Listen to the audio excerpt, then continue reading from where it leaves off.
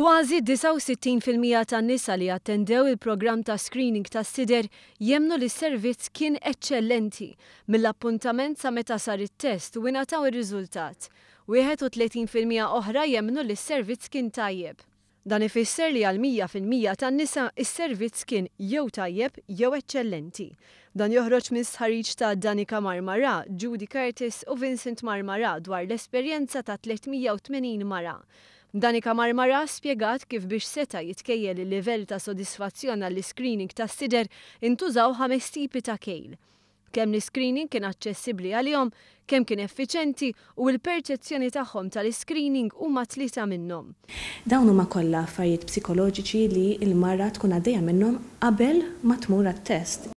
Aspett ieħor kien l-ammont ta' appoġġ li jingħataw. Mbagħad jidħol kemm aċċettaw il-proċess ta' screening. Jiġifieri inti ħatmur ħajkollok mammogram u daqsxejn skomdu jista' jkun ikollok uġigħ. Jidher li għal-livell ta' sodisfazzjon l-età tagħmel differenza. Dawk in-nisa li kienu ikbar fl-età dawk li kellhom 59 u 60 sena kellhom inqas sodisfazzjon minn dawk li kienu iżgħar. Fi żmien meta kienet qed twettaq l-istudju Marmara sabet li 55% ta' dawk li ġew majta attendew għal breast screening, il-kumplament ma attendewx għal raġunijiet varji.